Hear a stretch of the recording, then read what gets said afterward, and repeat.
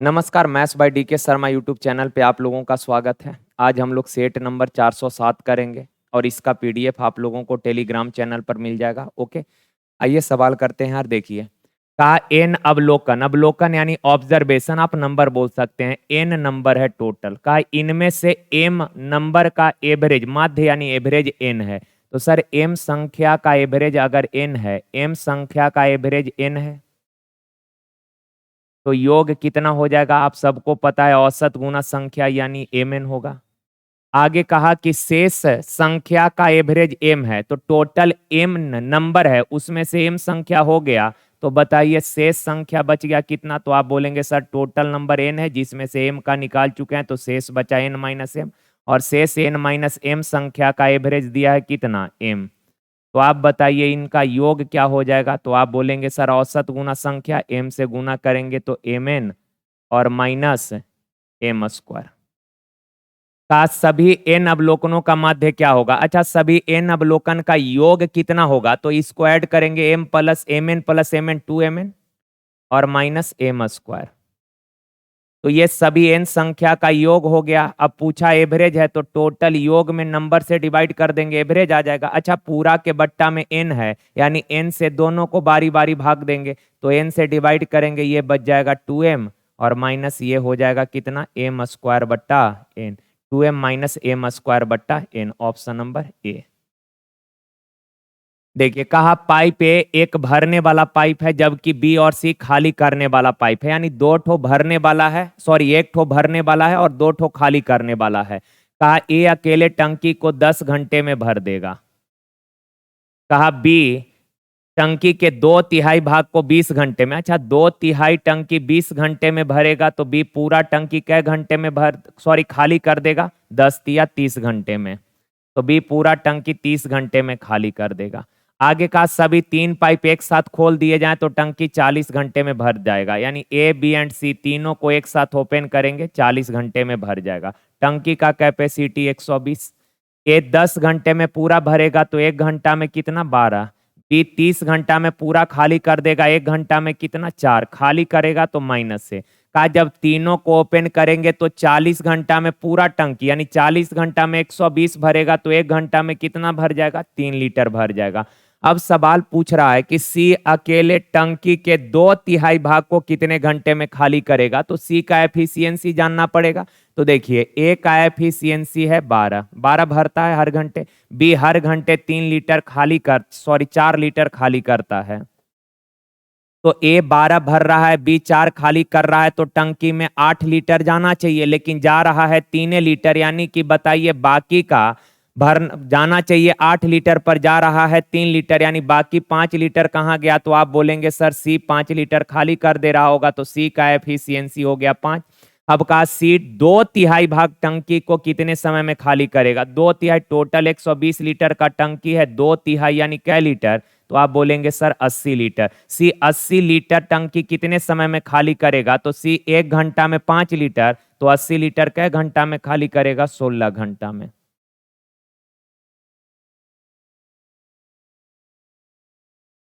देखिए, कहा a tan theta plus cot theta बराबर 1 है, sine theta plus cos theta b दिया है। का ए और बी के बीच क्या संबंध है? इस सवाल में ट्रिग्नोमेट्रिकल आइडेंटिटी भी है और साथ के साथ अलजेब्रिक वेरिएबल भी है। तो जब भी सवाल में अगर ट्रिग्नोमेट्रिकल आइडेंटिटी और अलजेब्रिक वेरिएबल मिक्स करके दे दिया हो तो वैल्यू पुटिंग से ही सवाल करिएगा, ज्यादा सही रहेगा। तो यहाँ पर थीटा का वैल्यू जो दिल करे वो ले लेना है, लेकिन ध्यान रखिएगा ऐसा कोई वैल्यू नहीं लीजिएगा जिससे कि रिजल्ट इनफाइनाइट आए। तो 0,90 तो ले नहीं सकते, चूंकि 0,90 में tan cot इनफाइनाइट बना देगा। तो 0,90 के अलावा बचा 45, 30, 60, कुछ भी ले सकते हैं। 45 ले लेते हैं, कैलकुलेशन आसान होगा। थीटा का वैल्यू 45 लिए। अच्छा, tan 45 1, cot 45 1, tan 45 1, cot 45 1, तो 1 + 1 कितना हो जाएगा? 2। तो a गुना 2 बराबर 1, तो a का वैल्यू हो जाएगा कितना? 1/2। अच्छा, साइन 45 1/√2, कॉस 45 1/√2, 1/√2 प्लस 1/√2 2/√2 हो जाएगा, तो b का वैल्यू 2/√2। अगर काट देंगे तो बी का वैल्यू आ जाएगा कितना, √2। अब का ए और बी के बीच कौन सा संबंध सही है? अब मेरे भाई ऑप्शन में ए और बी का वैल्यू रख के देख लीजिए, जो ऑप्शन कंडीशन को सेटिस्फाई कर देगा आंसर हो जाएगा। तो अगर पहला ऑप्शन आप रखिएगा तो बी का वैल्यू कितना है सर, √2। तो √2 का स्क्वायर कितना, 2। 2 गुना ए का वैल्यू 1/2 है, 1/2 प्लस 1 कितना हो जाएगा, 3/2। तो 2 बराबर 3 इक्वल नहीं है, ये नहीं होगा। अच्छा दूसरा ऑप्शन देखिए, तो ए का वैल्यू है 1/2, तो 2 गुना 1/2, 2 से 2 कट गया 1। बी स्क्वायर √2 का स्क्वायर 2, 2 में से 1 जाएगा 1, दोनों बराबर हो गया, यानी ऑप्शन बी।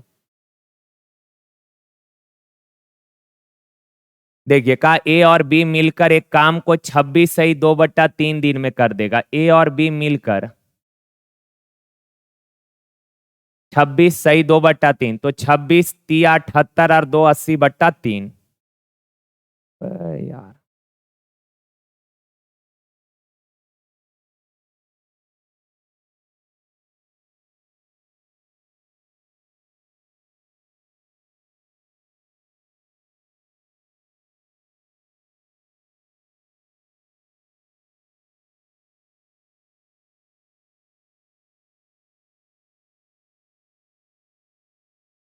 26 तिया 78 और 2 80/3।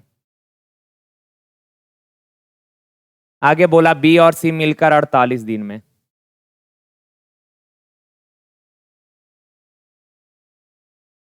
बी और सी मिलकर 48 दिन में। कहा ए और सी मिलकर 30 दिन में। तो इन सब का एलसीएम सर 80, 48 और 30 का एलसीएम कितना हो जाएगा, 240 ना।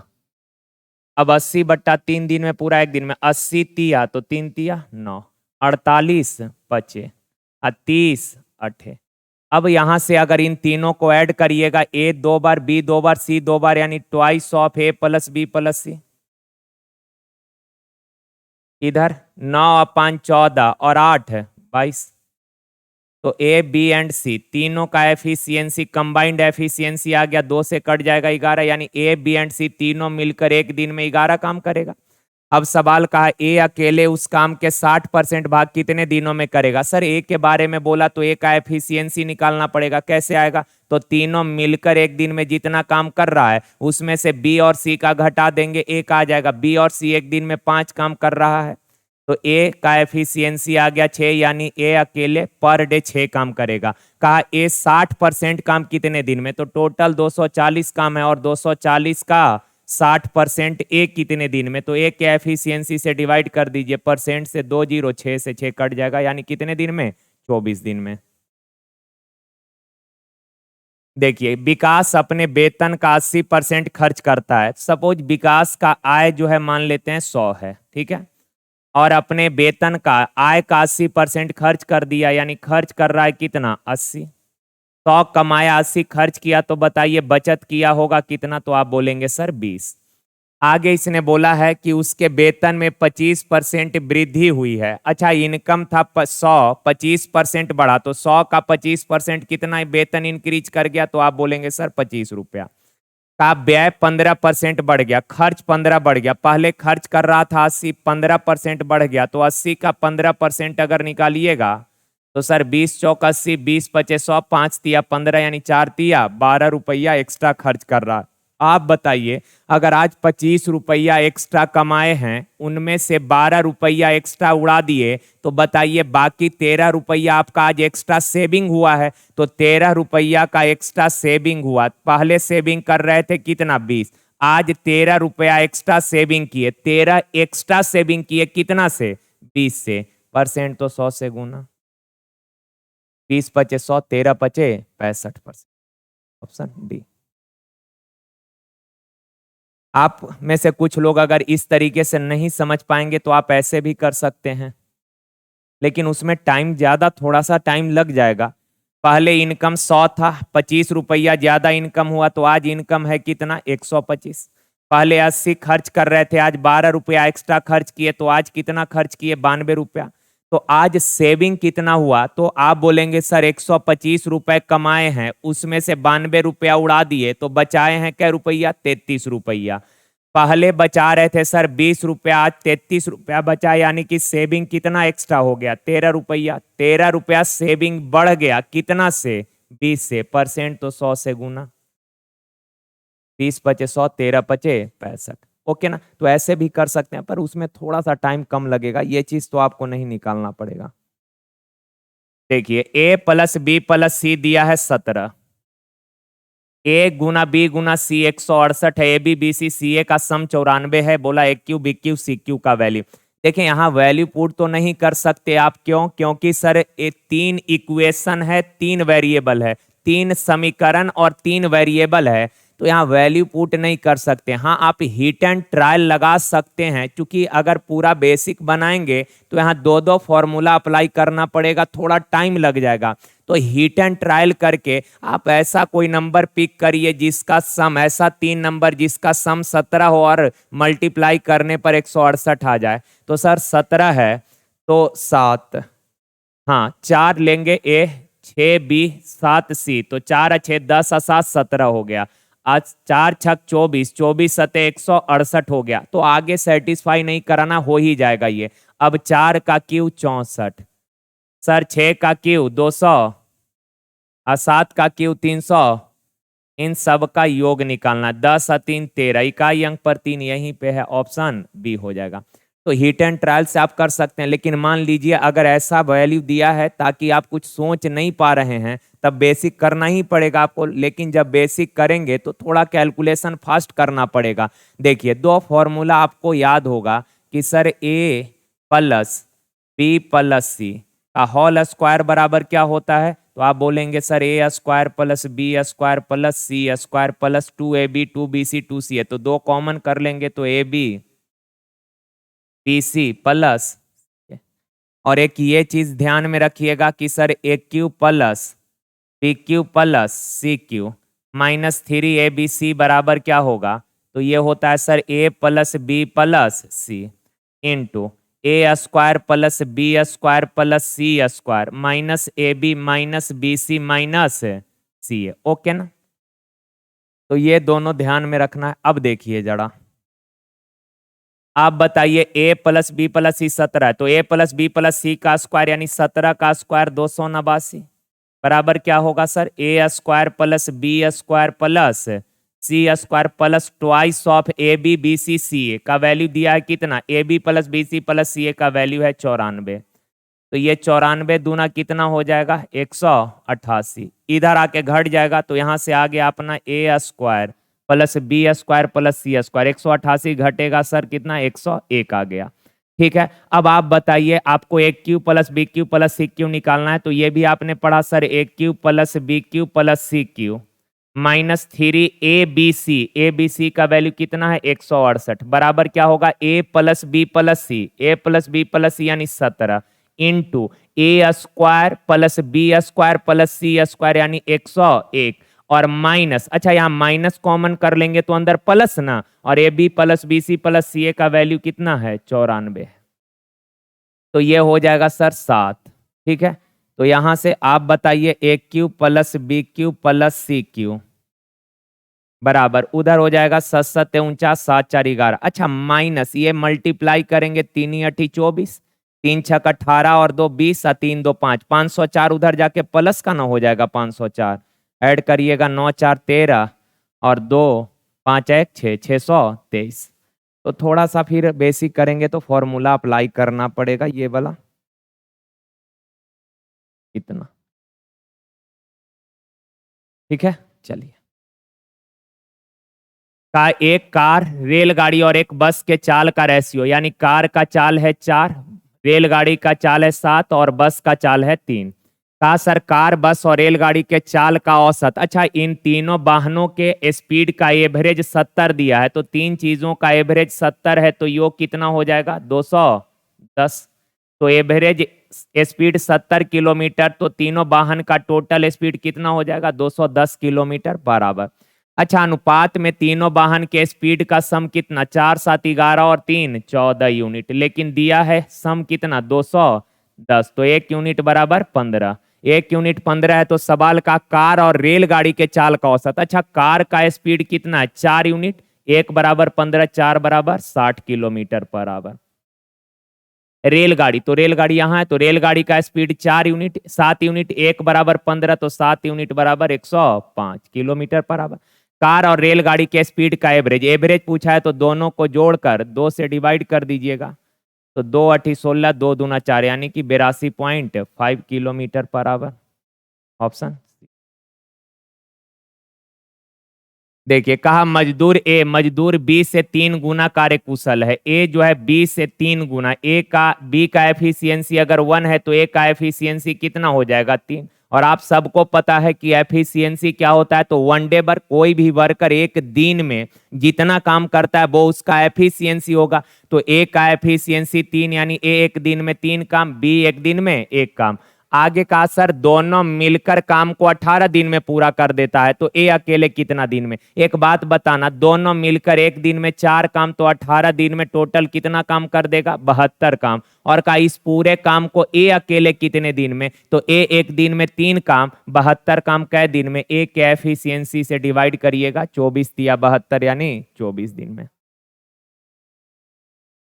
देखिए, कहा एक आदमी करैमुल से 4% हानि पर फूल बेचता है। अच्छा, करैमुल से 4% हानि पर, तो 4% का फ्रैक्शन मेरे भाई कितना? 1/25।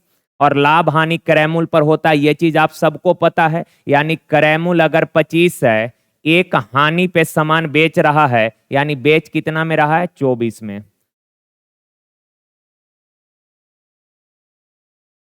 कहा कि सर, सामान जो है ना, हम 4% हानि पर बेच रहे हैं, यानी 25 का चीज आपको 24 में दे देंगे। लेकिन उसने बेईमानी किया। बेईमानी क्या किया कि वो 25 ग्राम के बाट के स्थान पर 20 ग्राम के बाट का उपयोग करता है। ये लाइन समझना है। 25 ग्राम के बाट के स्थान पर 20 ग्राम का बाट यूज किया। कहने का मतलब हुआ कि आपसे पैसा लिया। जैसे सपोज हम दुकानदार हैं, आप आके बोले कि सर 25 ग्राम सामान दे दीजिए, तो 25 ग्राम का पैसा आपसे ले लिए, लेकिन हमने सामान आपको दिया कितने ग्राम? तो आप बोलेंगे सर 20 ग्राम सामान दिए। तो पैसा लिए 25 ग्राम का और 20 ग्राम सामान दिए, यानी मेरे घर से सामान गया कितना? 20 ग्राम। तो जो मेरे घर से गया वो मेरा लागत है, तो मेरा लागत है 20, और हमने पैसा आपसे ले लिया कितने का? 25 ग्राम का, तो सेलिंग प्राइस है 25। अब सर देखें, ये सक्सेसिव है, तो आप इसको क्रॉस काटना है। देख, ध्यान रखिएगा, ऊपर नीचे नहीं काट सकते हैं। सक्सेसिव अगर है तो या तो ऐसे काटिए, नहीं तो क्रॉस काटिए। तो क्रॉस ये कट जाएगा, 4×5 = 20, 4×6 = 24, यानी 5 का चीज दिए, पैसा ले लिए 6 का। तो हमको लाभ कितने का होगा? 1 का लाभ। 1 का लाभ 5 पर, परसेंट कितना? 100 से गुना, 20 बचे 100, 20%। देखिए, कहा 70 किलोमीटर पर आवर की चाल से चल रही एक रेलगाड़ी उसके विपरीत दिशा में चल रहे एक मोटर सवार यानी बाइक से कोई आदमी जा रहा है, उसके बारे में बोल रहा है कि मोटर सवार को 2 सेकंड में पार करती है। ये पहला क्रॉसिंग का घटना घटा है कि रेलगाड़ी के अपोजिट दिशा में एक आदमी जा रहा है, उसको रेलगाड़ी 2 सेकंड में पार कर जाती है। सेकंड लाइन में कहा कि यदि मोटर सवार रेलगाड़ी के समान डायरेक्शन में चल रही हो तो रेलगाड़ी उसे 5 सेकंड में पार कर जाती है। तो मोटर सवार का चाल ज्ञात करें। एक बात बताइए, आप सबको पता है कि कोई रेलगाड़ी अगर आदमी को पार कर रही है तो केवल आप आदमी को पार करने के लिए अपनी लंबाई जितना डिस्टेंस ट्रेवल करना पड़ेगा, या आदमी रेलगाड़ी किसी खंभे को पार करे या किसी पेड़ को पार करे, तो इन सब को पार करने के लिए रेलगाड़ी को केवल अपनी लंबाई जितना दूरी तय करना होगा।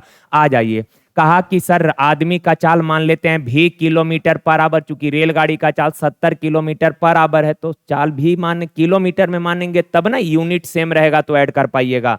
तो आप बताइए, रेलगाड़ी का चाल है 70, आदमी का चाल है 20। अगर अपोजिट डायरेक्शन में जा रहा है तो अपोजिट डायरेक्शन में रिलेटिव वेलोसिटी क्या होगा? ऐड हो जाएगा, यानी इतना किलोमीटर/आवर। किलोमीटर/आवर को मीटर पर सेकंड में लाएंगे, 5/18 से गुना, यानी इतना के चाल से चलकर आदमी को कै सेकंड में पार कर गया? 2 सेकंड में। अतः 2 सेकंड में तय की गई दूरी चाल गुना समय, और ये जो दूरी आएगा ये रेलगाड़ी का अपना लंबाई होगा, चूंकि आदमी को पार किया है। सेकंड लाइन में कहा मोटर सवार रेलगाड़ी के सेम डायरेक्शन में जा रहा है, तो सेम डायरेक्शन में अगर चलेगा तो रिलेटिव वेलोसिटी घटेगा। तो रिलेटिव वेलोसिटी होगा 70 माइनस भी। किलोमीटर पर आवर को मीटर पर सेकंड में लाइए, 5/18 से गुना, यानी इतना के स्पीड से चलकर आदमी को पार कर गया कै सेकंड में, 5 सेकंड में। आता 5 सेकंड में तय की गई दूरी क्या होगा, तो 4 गुना समय। ये भी दूरी है, ये भी दूरी है, दोनों आपस में बराबर। 5/18 से 5/18 कैंसिल, 2 से मल्टीप्लाई करिएगा तो 140 प्लस 2 भी, 5 से मल्टीप्लाई करिएगा तो 350 और माइनस 5 भी, 5 भी इधर आके जुड़ जाएगा, 7 भी बराबर कितना, 140 घटेगा उधर जाके 210, 7 से काटिएगा तो भी बराबर 30 किलोमीटर पर आवर, है ना।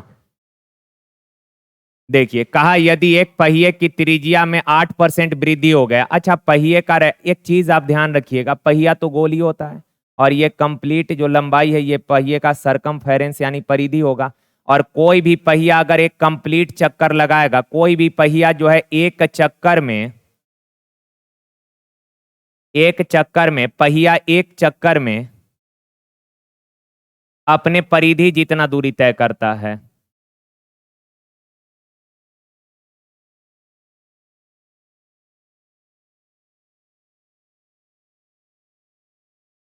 करता है, ओके ना, ये चीज ध्यान में रखिएगा। कोई भी पहिया जब एक चक्कर लगाएगा तो अपने परिधि जितना डिस्टेंस ट्रेवल करेगा, अतः पहिए द्वारा एक चक्कर में तय की गई दूरी कितना, 2πr।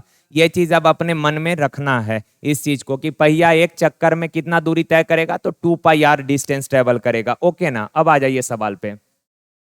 का पहिए का त्रिज्या में 8% वृद्धि हो गया, 8% का फ्रैक्शन हो जाएगा 2/25, यानी कि पहिया का रेडियस पहले 25 था, 2 बढ़कर रेडियस हो गया 27। आगे कहा कि पहिया और कहा पुराने पहिया और नए पहिया द्वारा 100 मीटर दूरी तय करने के लिए आवश्यक घूर्णनों की संख्या का अनुपात, घूर्णन का संख्या का रेशियो यानी चक्कर का पूछा है, घूर्णन के संख्या का रेशियो यानी चक्कर, कितने चक्कर लगाना पड़ेगा। सुनिए ना, पहिया एक चक्कर में अपने परिधि जितना डिस्टेंस ट्रेवल करेगा, कहा है कि 100 मीटर डिस्टेंस ट्रेवल करने में पहिया कितना चक्कर लगाएगा, तो सर टोटल डिस्टेंस में अगर पहिया द्वारा एक चक्कर में तय की गई दूरी से अगर भाग दीजिएगा तो चक्रों का संख्या आ जाएगा, तो टोटल डिस्टेंस है 100, एक चक्कर में परिधि जितना दूरी यानी 2πr, और पहले रेडियस कितना था 25, तो पहले इतना चक्कर लगाता होगा। अब 100 मीटर डिस्टेंस ट्रेवल करने में कितना चक्कर लगाना होगा, तो टोटल डिस्टेंस में एक चक्कर में तय की गई दूरी से भागा, और एक चक्कर में दूरी तय करता है 2πr, और अब रेडियस है कितना 27, तो 27 से डिवाइड कर दीजिए, 2π से 2π कैंसिल, 100 से 100 कैंसिल, क्रॉस करेंगे तो 27 और ये हो जाएगा 25, यानी चक्कर कितना लगाना पड़ेगा 27/25। देखिए कहा एक धनराशि चक्रवृद्धि ब्याज के निश्चित दर पर 8 वर्ष में स्वयं का 2 गुना, कोई राशि जो है 8 वर्ष में 2 गुना हो गया। कहा कि बताइए कितने वर्ष में स्वयं का 8 गुना, पूछ रहा है कितने समय में 8 गुना हो जाएगा। अच्छा 2 गुना यानी 2 के पावर 1, 8 गुना यानी 2 के पावर 3। अच्छा पावर 1 होने में समय लगा है 8 साल, तो पावर 3 होने में समय लगे, 1 बराबर 8 है तो 3 बराबर कितना, 8 तिया 24। कहा कि 2 लाख मूल्य का एक मोटर कार 5% लाभ पर राहुल को बेचता है, राहुल उसी मोटर कार को 2% हानि पर रामू को वापस बेच देता है। इस पूरे व्यवहार में रामू को हुआ निवल लाभ ज्ञात करे, यानी टोटल राहुल को ना रामू को कुल कितने का लाभ हुआ ये पूछ रहा है। पहले एक कॉन्सेप्ट समझिए फिर इस सवाल पे आएंगे। जैसे मान लीजिए ए जो है इसने 100 रुपए में कोई सामान खरीदा है, ठीक है, और इसने 10% लाभ पर बी को बेच दिया, तो 100 का 10% यानी 10 रुपया का लाभ, बेचा कितना में 110 में। अब बी जो है ये सामान रखने में सक्षम नहीं है, इसने बोला कि भैया ये सामान वापिस आप खरीद लीजिए, तो ये बोला कि सर उतना में तो नहीं खरीद पाएंगे, कुछ कम में देना है तो दे दीजिए। तो बी जो है ए को जब सामान बेचा ना, वापिस बी ए को सामान दिया तो 20% हानि पर दिया, तो आप बताइए 110 का 20% हानि यानी कितने का, 11 दूना 22 के हानि, 22 रुपए हानि पर बेच दिया। 110 में बी खरीदा था, 22 रुपया हानि पर वापिस ए को बेच दिया, यानी कितना में बेच दिया 88 में। अब बताइए ए को कुल कितने का प्रॉफिट होगा, तो आप बोलेंगे सर देखिए ए 100 रुपया का चीज जो है 110 में बेचा था, यानी बेचने के दौरान लाभ कमाया कितने का, 10 का। और 100 का चीज वापिस 20 से 88 रुपया में खरीद लिया, यानी खरीदने के दौरान ए को लाभ हुआ कितने का, खरीदने के दौरान ए को लाभ हुआ कितने का, तो आप बोलेंगे सर 12 का। तो ए को कुल लाभ कितना, तो बेचने के दौरान 10 का, और वही सामान जब खरीदा तो 12 कम में खरीद लिया, यानी कि 12 रुपया का प्रॉफिट हुआ। तो ए को टोटल लाभ कितने का हुआ, 22 का। तो आप एक चीज यहाँ पे ऑब्जर्व कर रहे होंगे कि सर जी बी को टोटल जितने का लॉस हुआ है ना, ए को उतने का क्या हो रहा है, प्रॉफिट हो रहा है ना। तो अब ऐसे हर सवाल में ये सब वैल्यू निकालने का तो जरूरत नहीं है, क्योंकि ये सब निकालेंगे टाइम खराब होगा। एक छोटा सा एग्जांपल के थ्रू और समझिए बात को। जैसे मान लीजिए ए ने कोई सामान खरीदा है 600 रुपया में, छोटा वैल्यू ले रहे हैं ताकि समझ में आ जाए, और 15% लाभ पर बी को बेच दिया। तो 600 का 15% 90, यानी बी को बेच दिया कितना में, 690 रुपया में। ठीक है। अब बी जो है वापिस 10% हानि पर ए को बेच दिया, तो 690 का 10% अगर निकालेंगे तो 69 रुपया हानि हुआ। तो 69 हानि में बेच दिया, यानी कितना में बेच दिया, 621 रुपया में बेच दिया। अब आप बताइए देखकर कि ए को कुल कितने का प्रॉफिट हुआ, आराम से। ए बेचा है 600 का चीज 690 में, तो बेचकर लाभ कमाया कितना का, 90 का। और इस बार जो है ये बी को ठग नहीं पाया, 600 का चीज 690 में बेचा तो बेचकर 90 का लाभ कमाया, लेकिन 600 का चीज वापिस 20 से खरीदा कितना में, 621 में खरीदा। 600 का चीज 621 में खरीदा, तो खरीदने के दौरान ए को लॉस हो गया कितने का, 21 रुपया का, है ना। 21 रुपया का ए को लॉस हो गया। तो आप बोलेंगे ए को कितने का प्रॉफिट हुआ, तो सर बेचने के दौरान 90 का और खरीदने के दौरान 21 रुपया ज्यादा में खरीदा, यानी 21 का लॉस हुआ। तो खरीदने के दौरान टोटल ओवरऑल कितने का प्रॉफिट हुआ, तो आप बोलेंगे सर 69 रुपया का। तो देखिए तो बी को जितने का लॉस हुआ है, ए को उतने का क्या हुआ है, प्रॉफिट हुआ। तो ऐसे हर सवाल में ये वैल्यू आपको नहीं कंसीडर करना है, ये सब आप सीधे बी को पकड़िएगा कि बी कितना लॉस में बेच रहा है सामान, और बी जितने हानि में बेचेगा ए को उतना ही क्या होगा, प्रॉफिट होगा। तो डायरेक्ट यहां से 69 बोल देंगे। अब देखिए अपना जो सवाल है, ये कहा कि रामू 2 लाख मूल्य का एक मोटर कार 5% लाभ पर राहुल को दिया। ये रामू जी हैं, ये 2 लाख रुपया का एक कार है, इसको 5% हानि पर राहुल को दिया है। 5% हानि पर, सॉरी 5% प्रॉफिट पर। तो 2 लाख का 5% निकालिएगा, क्या हजार हो जाएगा, 10,000। तो 2 लाख का चीज 10,000 लाभ पर बेचा, यानी कि 2 लाख 10,000 में राहुल को दिया है ना। 2 लाख 10,000 में राहुल को दिया है। अब कहा राहुल उसी मोटर कार को 2% हानि पर रामू को वापिस दे दिया। 2% हानि पर रामू को वापिस दे दिया है। तो 2,10,000 का अगर 2% निकालेंगे, परसेंट से 2 जीरो कैंसिल, 21 दूना 4200 हानि पर रामू को वापिस दे दिया। अब यहां से बताइए आंसर क्या होगा। वापिस ये सब वैल्यू निकालने का जरूरत नहीं है। आप बोलेंगे सर राहुल को 42 लाख का हानि हुआ है, यानी कि रामू को 42 लाख का क्या हुआ होगा, प्रॉफिट हुआ होगा। कितना आसान हो गया, एक बार में आप सवाल को कैलकुलेट कर लिए। देखिए का एक समद्विबाहु समकोण त्रिभुज, अच्छा ये समकोण त्रिभुज है, समद्विबाहु है, यानी कि दो भुजा क्या होगा, बराबर होगा। और कर्ण तो सबसे बड़ा भुजा होता है, कभी बराबर हो ही नहीं सकता। और ये समकोण त्रिभुज समद्विबाहु है, यानी समकोण का दो भुजा तो इक्वल होगा। तो दो भुजा इक्वल कौन कौन होगा, तो लंब और आधार। अगर सर ये x है, ये x है, तो ये कितना हो जाएगा, √2x। √2x हो जाएगा, समझे कैसे। रूट अंडर लंब स्क्वायर प्लस आधार square, root under x square plus x square, root under 2x square, x square का वर्गमूल x और √2 हो जाएगा। कर्ण आ गया। और कर्ण का माप दिया है कितना, 8। तो √2 से काटिएगा 4, √2 बार में, यानी x का वैल्यू आ गया 4√2। ये भी 4√2। अब सवाल का इस ट्रायंगल का एरिया, और आप सबको पता है राइट एंगल का एरिया होता है half base into height, height यानी ये लंब। अच्छा रूट दो दो होता है, 2 से 2 कैंसिल, 4 चौक 16। Option A. देखिए नीचे दिए गए कथनों को ध्यान पूर्वक पढ़ें और बताएं कि दिए गए कथन में कौन सा सत्य है। ओके, कहा त्रिभुज की माध्यिका, मीडियन, माध्यिका यानी मीडियन, त्रिभुज के शीर्ष को सम्मुख भुजा के मध्य बिंदु से मिलाने वाली रेखा होती है। हाँ, शीर्ष को सम्मुख भुजा यानी शीर्ष वर्टेक्स के सामने वाली साइड के मिड पॉइंट को मिलाने वाली रेखा मीडियन, माध्यिका कहलाती है, यानी ये तो सही है।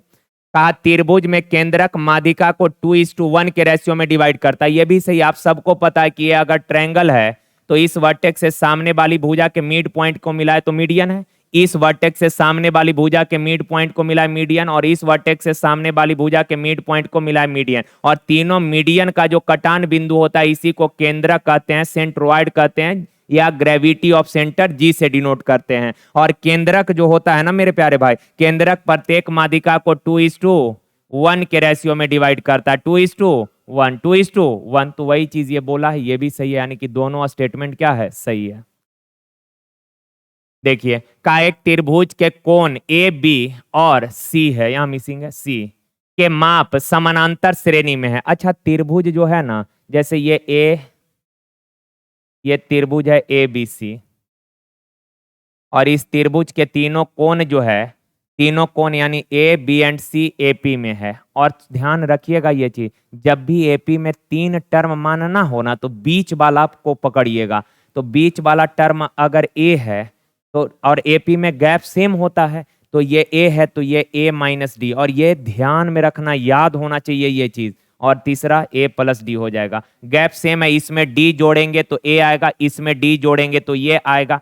नहीं तो कई बार बच्चा सोचता है एपी है सर, तो एपी में तो गैप सेम होगा, यानी लगातार पदों के बीच का डिफरेंस समान होगा, ए मान लेगा, इसको ए प्लस डी मान लेगा, और इसको ए प्लस 2D मान लेगा, तो एक इक्वेशन बनेगा और 2 वेरिएबल आएगा, आप इसको सॉल्व नहीं कर पाइएगा। तो ये चीज ध्यान में रखना है, एपी में अगर 3 टर्म है तो बीच वाला ए माइनस डी और ए प्लस डी। और अच्छा त्रिभुज के तीनों कोनों का योग कितना होता है, 180, प्लस माइनस कट गया, एक इक्वेशन एक ही वेरिएबल बचेगा, ए प्लस ए 3 ए बराबर 180, तो ए बराबर कितना हो जाएगा, 60 डिग्री।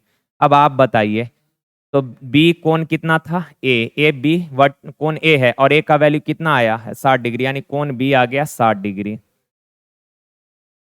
अब मेरे प्यारे भाई इसने बोला क्या है, देखिए अब आगे कहा कि सर एम बी सी पर इस प्रकार स्थित है कि ए एम बी सी पर लंब है, ए एम जो है बी सी पर क्या है, लंब है, ये लंब है सर, ए एम जो है बी सी पर लंब है, ठीक है।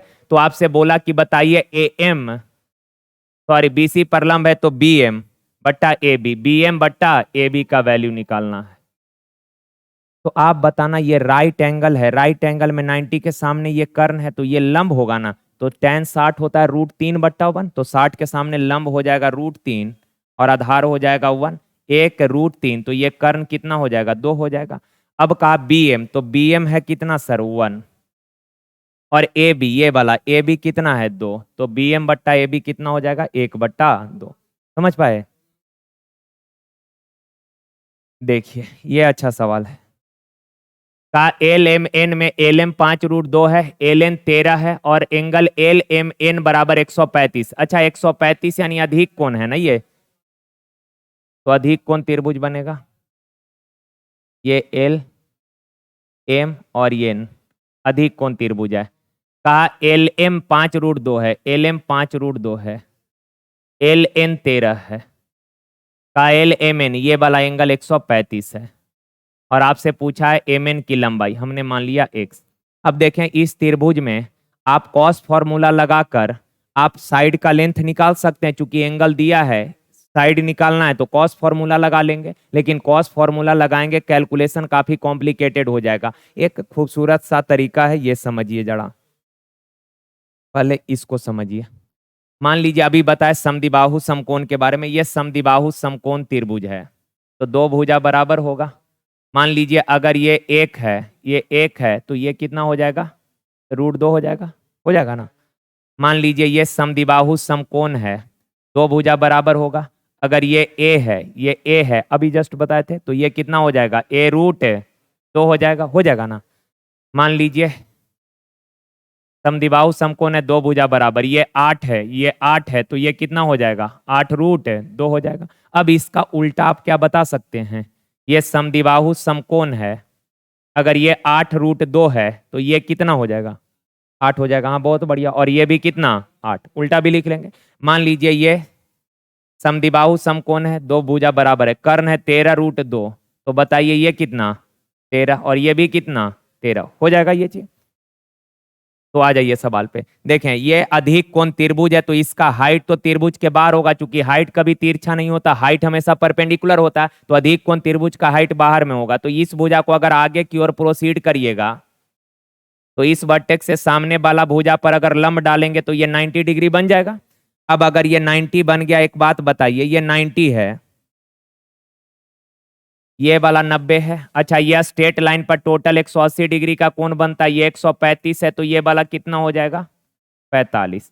अच्छा इस राइट एंगल में ये 90, ये 45, तो ये वाला भी 45 होगा।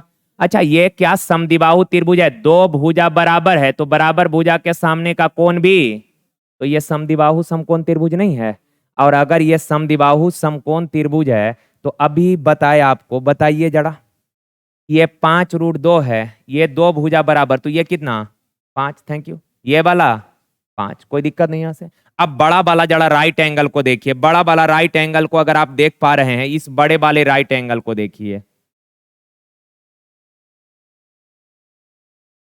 ये 5, ये 13, तो ये पूरा ट्रिपलेट 5 12 13, ये 12 हो जाएगा। अच्छा ये पूरा 12 है, और ये वाला, तो ये x का वैल्यू 7 हो जाएगा, ऑप्शन। अच्छा सवाल था, इसको एक दो बार कर लीजिएगा। देखिए का शिवम 1 रुपए में एक मेज खरीदा है, 1 रुपए में खरीदा है, और 30% लाभ पर 22 रुपए में बेच दिया। एक्स और वाई वेरिएबल है, उसको इग्नोर करिए। अच्छा खरीदा है और 30% लाभ पर क्या कर दिया, मान लेते हैं खरीदा है 100 में, 30% लाभ पर बेचा, तो बेचा कितना में। आगे कहा कि यदि वह 10% कम में खरीदा होता, 10% कम में खरीदा होता, यानी कितना में खरीदा होता, 90 में, और 44 रुपए कम में बेचता ना, तो उसे 20% का लाभ होता। अच्छा आज खरीदे हैं कितना में, 20% आज लाभ हो रहा है, तो 90 में खरीदे हैं, 20% का लाभ हुआ, तो 90 का 20% कितना, 2 जीरो कैंसिल, यानी 18 ना, 18 का लाभ, 90 में खरीदे, आज 18 का लाभ हुआ, यानी आज बेचे हैं कितना में, बताइए पहले कितना में बेच रहे थे, आज कितना में बेचे, कितने का लॉस हुआ, 22 का लॉस हुआ, लेकिन एक्चुअल में लॉस हुआ है कितने का, 44 रुपए का। तो 22 यूनिट 44, 1 यूनिट बराबर, तो का बाई माइनस एक्स का मान बताइए। अच्छा बाई क्या है, कहा है 22 रुपया में बेच रहा था, तो बाई विक्रय मूल्य है, और एक्स में खरीदा था तो एक्स क्रय मूल्य है, क्रय मूल्य यानी 100 का वैल्यू निकालेंगे, 1 यूनिट बराबर 2, तो 100 यूनिट बराबर 200, 1 यूनिट बराबर 2, तो 130 यूनिट बराबर 200, यानी कि विक्रय मूल्य है 260 और क्रय मूल्य है कितना, 200, तो बाई यानी कि 200 में से 200 घटा दीजिएगा तो कितना आ जाएगा, 60, ऑप्शन है। अच्छा सवाल था ये।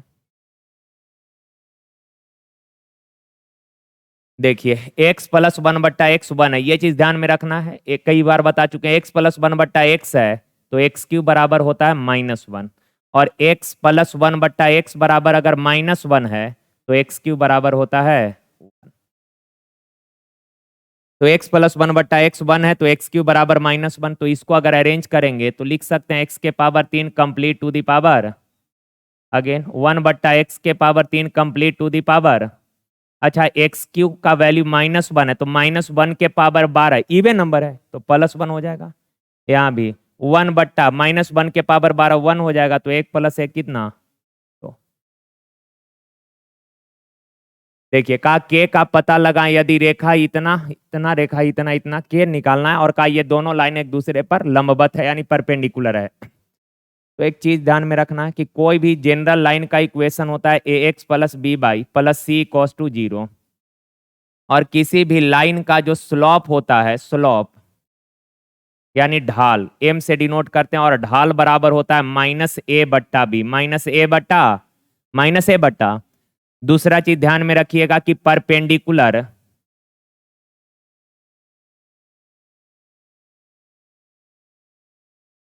परपेंडिकुलर लाइन के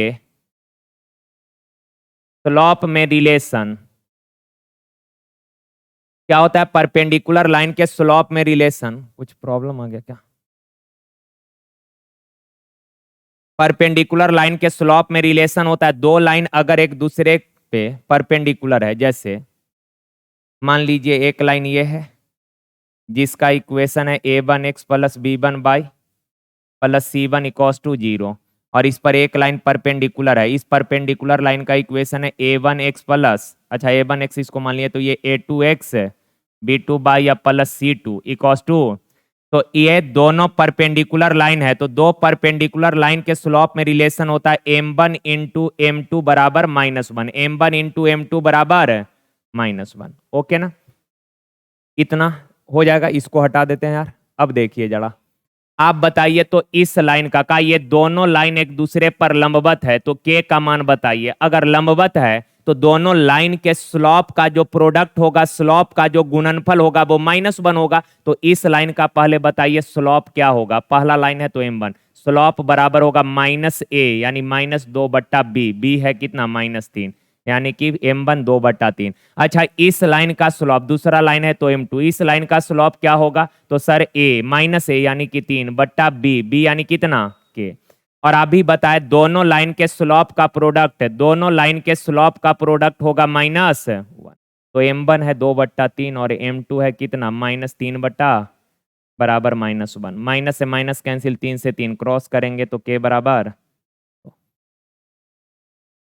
हो जाएगा।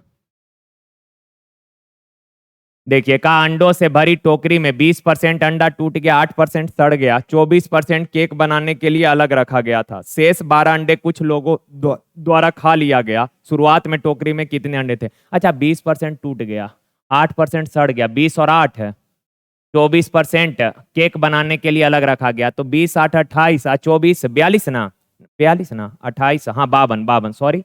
तो बच गया है कितना बताइए तो जरा, 52% हो गया, तो शेष कितना बचा के रखे हैं? 48%। लेकिन एक्चुअल में बचा है कै गो अंडा?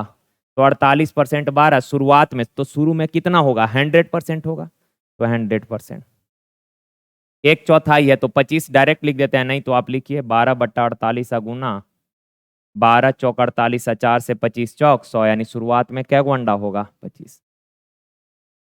का दो संख्या का एलसीएम और एचसीएफ 420 और 6 है, 420 एलसीएम और 6 एचसीएफ है, का इन संख्याओं का योग 102 है। तो कहा कि दोनों संख्या का अंतर, ऑप्शन से भी कर सकते हैं इस सवाल को, हिट एंड ट्रायल से दो नंबर ऐसा पिक कर लीजिए जिनका योग 110 हो, एचसीएफ 6 हो और एलसीएम 420 हो। लेकिन वैसे तो कर ही लेंगे, आप ऐसे कर लीजिए, एचसीएफ अगर दोनों नंबर का 6 है तो कई बार बता चुके हैं, अगर एचसीएफ 6 है तो दोनों नंबर 6 का मल्टीपल होगा। तो मान लेते हैं पहला संख्या है 6a और दूसरा संख्या है, इन दोनों का एलसीएम क्या हो जाएगा?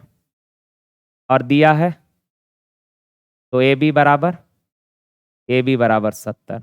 अच्छा, दोनों संख्या का योग भी दिया है, योग करेंगे तो 6a प्लस बराबर 6 कॉमन कर लेंगे तो 6 से कट जाएगा, तो ए बी बराबर क्या बचेगा? 17 ना। अब आप बताइए, दो नंबर का गुणनफल 70 है और उनका योग 17 है, तो ऐसा दो नंबर ढूंढिए जिसको गुना करने पर 70 और जोड़ने पर 17 हो। तो आप बोलेंगे सर 10 और 7, 10 7 70 और 10 7 17, यानी ए का वैल्यू 10, बी का 7 ले लेते हैं, या बी का 10 लेंगे तो ए का 7 लेना पड़ेगा, कोई दिक्कत नहीं। अब का संख्या का अंतर, आप बताइए, ए अगर 10 है तो 10 छक 60, बी 7 है तो 7 छक 42, 60 और 42 का अंतर कितना हो जाएगा? 18। ऑप्शन है। देखिए, का एक बर्तन में कुछ दूध है। अच्छा, एक बात बताइए, मान लीजिए कि 50 लीटर बर्तन में दूध भरा हुआ है, 50 लीटर, ठीक है। 5 लीटर दूध निकाल लिए, बचा क्या लीटर? 5 लीटर पानी मिला दिए तो हो गया कितना लीटर? 50 लीटर। लेकिन अब दूध नहीं है, अब वो क्या बन गया? फिर 5 लीटर मिक्सचर निकाले तो बचा, फिर 5 लीटर पानी मिला दिए तो हो गया। तो जितना निकाल रहे उतने मिला दे रहे, टोटल क्वांटिटी में कोई परिवर्तन होगा? नहीं होगा। अंतर ये होगा कि शुरुआत में शुद्ध दूध था, तो दूध निकाले, पानी मिलाए तो वो बन गया मिक्सचर। फिर मिक्सचर निकाले, पानी मिला दिए, फिर मिक्सचर निकाले, पानी मिलाए, मिक्सचर निकाले, पानी मिला रहे। तो मिला रहे हैं केवल पानी, निकाल रहे हैं मिक्सचर। तो मिक्सचर निकालने के दौरान तो दूध भी निकल रहा होगा, पानी भी निकल रहा होगा, लेकिन मिला रहे हैं केवल। तो कभी एक वक्त ऐसा आएगा जब प्रोसेस करते जाइएगा तो दूध का क्वांटिटी घटते जाएगा और पानी का क्वांटिटी क्या होते जाएगा, बढ़ते जाएगा। तो वही सवाल कहा कि लेकिन टोटल क्वांटिटी क्या रहेगा, कांस्टेंट रहेगा। कुछ दूध था, कितना था नहीं पता, कुछ दूध था। 6 लीटर दूध निकालकर 6 लीटर पानी मिला दिया, दोबारा 6 लीटर मिश्रण निकालकर उसमें पानी मिला दिए। क्या गो प्रोसेस हो गया, 2 प्रोसेस हुआ। कहा जिसमें दूध और पानी का अनुपात 100 और 69 है। 2 प्रोसेस के बाद, 2 प्रोसेस करने के बाद बचा हुआ दूध कितना है जरा बताइए तो। शेष मिल्क कितना है, 100, और पानी कितना है। अच्छा, आज जो पानी है ये शुरू में तो दूध रहा होगा, क्योंकि शुरू में तो टोटल मिल्क ही था। मिल्क निकाले, पानी मिलाए, मिक्सचर निकाले, पानी मिलाए, तो क्वांटिटी तो फर्क नहीं पड़ेगा। लेकिन आज जो दूध है वो शुरू में क्या रहा होगा, मिल्क रहा होगा। तो 69 दूध है तो शुरू में 69 दूध रहा होगा। आज पानी 69 है, शुरू में ये 69 दूध रहा होगा। तो बचा हुआ दूध 100 है और शुरू में ये 69 लीटर दूध ही रहा होगा ना। तो टोटल मिल्क कितना रहा होगा शुरू में,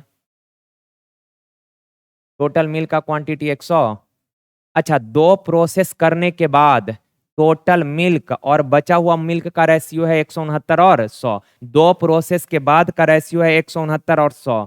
तो शुरू में कितना होगा, जैसे बोलते हैं ना कि मान लीजिए 5 दूध है, एक निकाले बच गया कितना, 4। एक प्रोसेस में रेशियो 5 से 4, तो 2 प्रोसेस के बाद रेशियो कितना तो स्क्वायर कर देते हैं। 3 प्रोसेस के बाद रेशियो कितना तो क्यूब कर देते हैं, 64 ये। तो अगर अभी इसका उल्टा जरा बोलिए तो, मान लीजिए हम बोले 3 प्रोसेस के बाद मिल्क और टोटल मिल्क और बचा हुआ मिल्क का रेशियो 125, 64 है 3 प्रोसेस के बाद। तो शुरू में कितना होगा तो इसका क्यूब रूट कर देंगे तब ना शुरू वाला आएगा। अच्छा, 2 प्रोसेस के बाद रेशियो 25, 16 है, तो शुरू में कितना होगा इसका वर्गमूल कर देंगे तब ना शुरू वाला आएगा। तो वही बताइए, 2 प्रोसेस के बाद का रेशियो अगर 169, 100 है तो शुरू में कितना रहा होगा, इसका वर्गमूल निकाल लेंगे। क्या निकाल लीजिएगा, तो यानी कि शुरू में मिल्क कितना था, एक प्रोसेस के बाद बचा कितना, 13 से 10 हो गया था एक प्रोसेस में, कितना निकला है 3, लेकिन एक्चुअल में निकाले हैं ना 6 लीटर। तो 1 यूनिट बराबर, तो 1 यूनिट 2 है, तो कहा कि दूध कितना था, तो 13 यूनिट था ना शुरू में। 1 बराबर 2 तो 13 बराबर ऑप्शन। कहा 480 की एक धनराशि साधारण ब्याज के एक निश्चित दर पर 5 वर्ष में 600 हो जाती है। 480 रुपया था, किसी निश्चित रेट ऑफ इंटरेस्ट से 5 वर्ष बाद हो गया कितना, तो अमाउंट है 600, प्रिंसिपल है 480। का ब्याज के दर में 2% वृद्धि कर दी जाए तो ब्याज की राशि में कितना वृद्धि हो जाएगा। अच्छा, रेट अगर 2% इंक्रीज कर दीजिएगा मतलब अब हर साल 2% एक्स्ट्रा ब्याज मिलेगा। हर साल 2% एक्स्ट्रा ब्याज मिलेगा तो 5 साल में कितना ब्याज एक्स्ट्रा मिलेगा, 10%। रेट होता है यानी हर साल 2% ब्याज ज्यादा, रेट 2% बढ़ गया यानी हर साल 2% ब्याज ज्यादा मिलेगा, तो 5 साल में 10% ब्याज ज्यादा मिलेगा। अब मूलधन है आपका क्या रुपया, 480 का 10% क्या रुपया एक्स्ट्रा ब्याज मिलेगा, 48 रुपया ब्याज एक्स्ट्रा मिलेगा 5 साल में। और यही पूछ रहा है कि क्या रुपया ब्याज एक्स्ट्रा मिलेगा, 48 रुपया ब्याज, ठीक है ना। अगर ये पूछता कि अब मिश्रधन बताइए कितना, अगर रेट 2% इंक्रीज कर गया तो नया मिश्रधन कितना, तो आप कहते कि सर रेट 2% इंक्रीज किया यानी हर साल 2% ब्याज ज्यादा मिलेगा, तो 5 साल में कितना ब्याज ज्यादा मिला, 10%। तो 480 का 10% यानी 48 रुपया ब्याज ज्यादा मिलेगा। पहले लौटाते थे क्या रुपया 5 साल बाद, 2% रेट बढ़ने के कारण आज 48 रुपया ज्यादा लौटाना पड़ेगा। तो पहले 600 लौटाते थे, आज 48 रुपया ज्यादा लौटाना पड़ेगा, यानी कि नया मिश्रधन कितना हो जाएगा। लेकिन मिश्रधन नहीं पूछा है, ब्याजे पूछा है कि कितना ब्याज बढ़ जाएगा, तो 48 रुपया। इसको, ये तो आसान है यार, ए प्लस बी का होल स्क्वायर में से ए माइनस बी का होल स्क्वायर घटा देंगे तो ये बन जाएगा 4ab, और नीचे है 4ab, कट जाएगा कितना, ये फॉर्मूला होता है ए प्लस बी का होल स्क्वायर माइनस ए माइनस बी का, घटाएंगे तो ये क्या आ जाएगा 4ab हो जाएगा। और ए प्लस बी के होल स्क्वायर में अगर ए माइनस बी का होल स्क्वायर ऐड कर दीजिएगा क्या हो जाएगा, twice of A square plus का एक लड़के की आयु उसके पिता की आयु से 24 वर्ष कम है, ठीक है। लड़का और पिता के एज का अंतर कैसा साल है? 24 साल। कहा कि 2 वर्ष में और 2 वर्ष में, 2 वर्ष में यानी कि 2 वर्ष बाद, 2 वर्ष में यानी 2 वर्ष बाद है, यानी वो प्रेजेंट में 24 साल कम है बेटा पिता अपने पिताजी से। कहा 2 वर्ष में यानी 2 वर्ष बाद उनकी आयु पिता की आयु की आधी हो जाएगी, यानी कि 2 वर्ष बाद सन का जो एज है पिता से आधा, तो पिता का अगर 2 है तो सन का कितना? अच्छा आप बताइए 2 साल बाद बेटा का जो एज है वो पिता से कितना कम होगा? 2 साल बाद पुत्र का एज पिता से कितना कम होगा? 2 साल बाद पुत्र पिता से कितना छोटा है? पिता का एज 2 साल बाद 2 यूनिट है, पुत्र का एज 1 यूनिट, तो 2 साल बाद पुत्र पिता से कितना छोटा? 1। और ये कई बार बता चुके हैं कि एज का अंतर हमेशा समान होगा। अगर आज 24 साल छोटा है, पुत्र पिता से 24 छोटा है, तो 2 साल बाद भी कितना छोटा रहेगा? 8 साल बाद भी कितना छोटा? 5 साल पहले भी कितना छोटा? 24 ही छोटा रहेगा। तो अगर 2 साल बाद एक छोटा है, ठीक है, तो प्रेजेंट में भी कितना छोटा रहा होगा? 1 ही रहेगा। और एक्चुअल में कितना छोटा है? तो 1 यूनिट बराबर 24 साल। सवाल कहा कि बताइए पिता की आयु कितनी है? तो 1 यूनिट बराबर 24, 2 यूनिट बराबर 48। और है कहने का मतलब प्रेजेंट का पूछ रहा है, पिता की प्रेजेंट आयु कितनी है? तो 2 साल बाद 48, तो 2 घटाइएगा तो प्रेजेंट में कितना हो जाएगा? 2 साल बाद अगर 48 है तो प्रेजेंट में 2 कम 46 साल के होंगे पिताजी। देखिए कहा किसी दिए गए कार्य को पूरा करने में इमरान को 11 दिन लगते हैं। इमरान जी को 11 दिन लग रहा है, ताहिर को 15 दिन, का अमला को 13 दिन। तो इन सब का एलसीएम, तो इन सब में कुछ भी कॉमन नहीं है, तो एलसीएम सीधा मल्टीप्लाई कर देंगे। तो मल्टीप्लाई करके लिखेंगे तो बड़ा वैल्यू आएगा, फिर तो भाग देना ही पड़ेगा। उससे अच्छा डायरेक्ट ऐसे लिख दीजिए 11, 15 और 13। तो 11 से डिवाइड करेंगे, 15 गुना 13 बच जाएगा, 15 तिया 45 4 19। 15 से डिवाइड करेंगे 11 गुना 13 100। 13 से डिवाइड करेंगे 13 कैंसिल, 15 एकम 15 और 1 16 165। तो तीनों वर्कर के एफिशिएंसी का रेशियो ये आ गया। अब आगे सवाल में कहा कि एक साथ काम करते हुए वे काम को पूरा करते हैं, और एक साथ अगर सारे वर्कर काम करेगा ना, मिलकर अगर काम खत्म करेगा, तो एफिशिएंसी के रेशियो में ही मजदूरी का डिस्ट्रीब्यूशन होता है। का इसके लिए उन्हें 2012 का भुगतान हुआ है, तो सभी की दैनिक मजदूरी अगर समान है तो इमरान से, इसमें से इमरान का हिस्सा ज्ञात करें। इमरान का हिस्सा, अच्छा तीनों मिलकर इमरान एक दिन में क्या काम कर रहा है?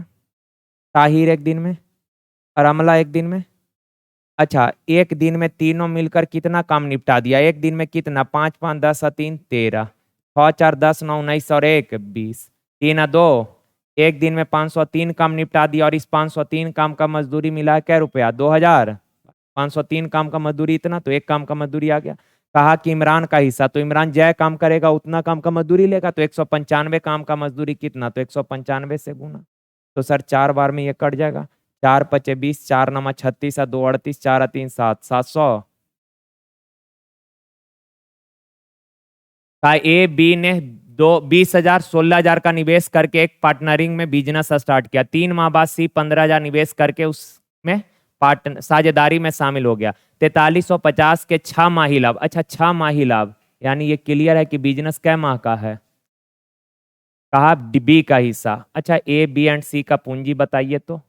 20,000 16,000 15,000, 3 जीरो सब में कॉमन है, कट जाएगा तो 20 16। अच्छा ए और बी मिलकर बिजनेस स्टार्ट किया, यानी शुरू से लेकर एंड तक रहेगा, यानी 6 महीना तक ना। तो ए का लाभ पूंजी गुना बी का लाभ पूंजी गुना, 80 3 माह बाद आया, तो 6 महीना के बिजनेस में 3 माह बाद आया, तो रहा क्या माता? 3 माता। कटता है क्या? 3 से 1, 3 से 2 और 3 से, तो 20 दूना 16 दूना, और ये टोटल लाभ हुआ है सर कितने का? अनुपात में टोटल लाभ कितना है? 5 2 7, 4 3 7 और 1 का बी का हिस्सा, यानी 87 से 5 बार में कट जाएगा ना। 1 जीरो लगा लीजिए, तो 0 5 दूना 10 15 और 1।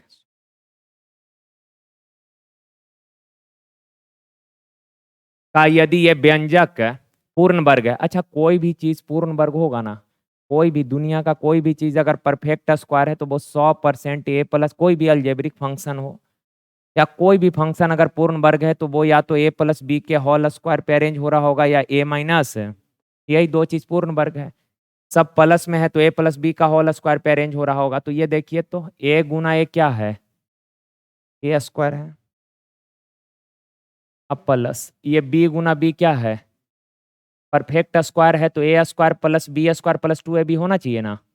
तो आप बताइए ये a है 21.98, तो यहाँ 21.98 यानी a है ना, और हमको क्या चाहिए, हाँ 2b चाहिए, 2b चाहिए। तो 2b से मल्टीप्लाई कर देंगे तब 2ab बन जाएगा। तो ये तो a का वैल्यू है ही, यानी कि यहाँ x का जो मान होगा ये क्या लेना पड़ेगा, 2b। तो x बराबर होगा 2b, यानी 2 गुना b का वैल्यू क्या है 0.04, गुना कर देंगे तो 0.08, 0.08 ऑप्शन। देखिए कहा स्थानीय, 8 और 4 क्या स्थानीय मान, स्थानीय मान यानी प्लेस वैल्यू, और एक होता है अंकीय मान या जातीय मान जिसको बोलते हैं फेस वैल्यू। तो स्थानीय मान नाम से ही क्लियर है, स्थान पे डिपेंड करता है, प्लेस पे डिपेंड करता है। जैसे 8 का स्थानीय मान बोला तो ये देखना पड़ेगा कि सर 8 किस प्लेस पे है, किस स्थान पे है। तो इकाई स्थान, दहाई स्थान, सैकड़ा, इकाई दहाई सैकड़ा हजार 10,000। तो यहाँ 8 है तो 8 पर 1 2 3 4 जीरो का 4 का स्थानीय मान, तो इकाई दहाई सैकड़ा, तो 4 का स्थानीय मान कितना हो जाएगा 400, और इनका अंतर पूछा है तो 004 यानी कितना हो जाएगा 72। हाँ 6 ना होगा हो तो 76। हाँ 76 है नहीं, 4 जीरो है, सॉरी सॉरी यार, सॉरी सॉरी, ये 4 जीरो ना होगा, 4 का तो 400, 0 0 6 9, और ये 8, 89600, 7 होगा, हाँ एक कम 7, 79600, 796। तो चलें यार आज के लिए यहीं तक मेरे प्यारे भाई, थैंक यू, धन्यवाद।